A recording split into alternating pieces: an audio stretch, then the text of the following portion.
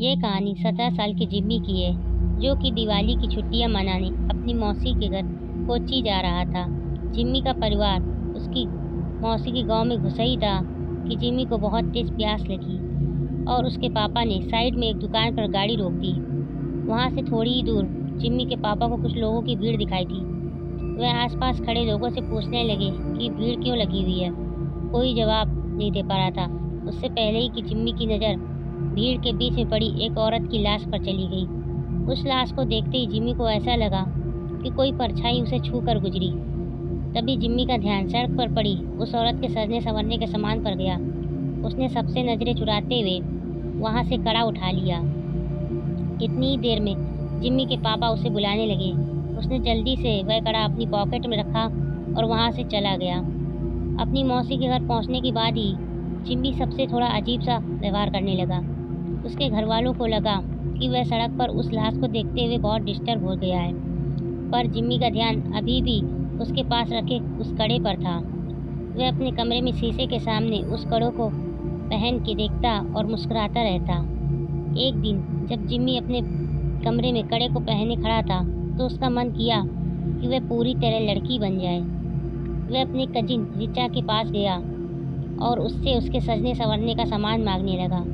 फिर जिम्मी अपनी मौसी के कमरे में गया और वहां से उसकी साड़ी और लिपस्टिक उठाकर ले आया। वह तैयार हो ही रहा था कि जिम्मी के पापा उसके कमरे में आ गए। जिम्मी को देखते ही उसके पापा उसे खूब डांटने लगे।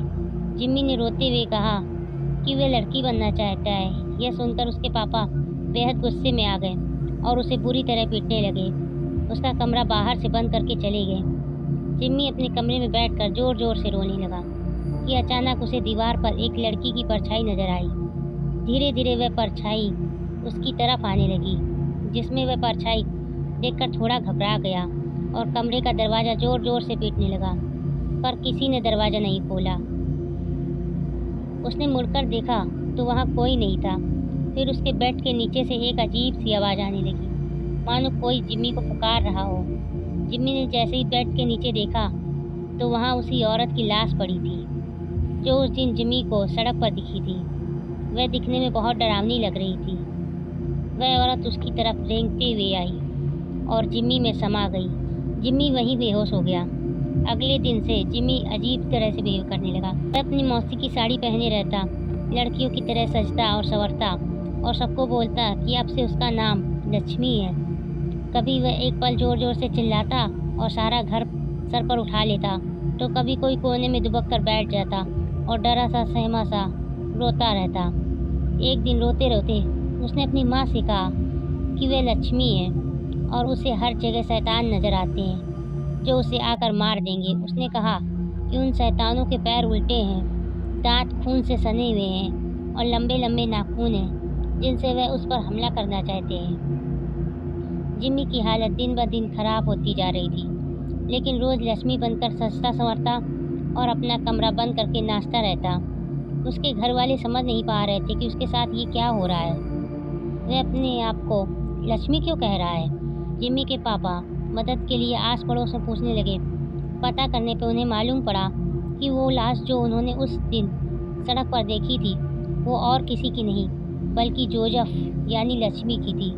जोजफ एक लड़के से प्यार करता था और उसने अपना नाम बदलकर लक्ष्मी भी इसीलिए रखा था।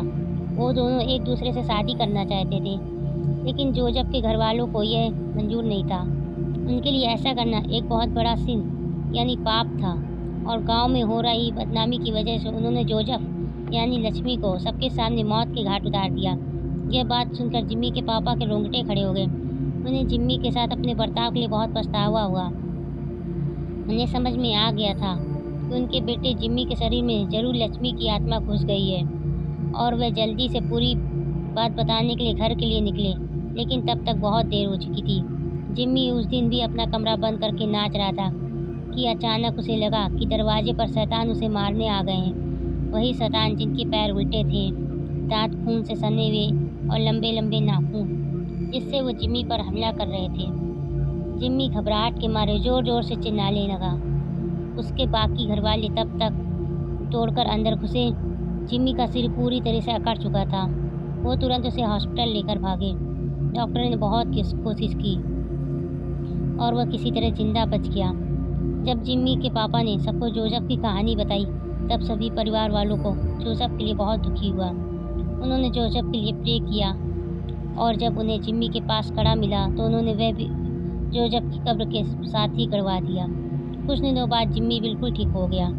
आज उसे लक्ष्मी के बारे में कुछ भी याद नहीं है, लेकिन लक्ष्मी की तरह कई ऐसे लोग हैं जिनको गलत समझा जाता है। ऐसी डरावनी और हॉरर स्टोरीज के लिए मेरे चैनल को सब्सक्राइब व लाइक करना ना भूलें। Thank you.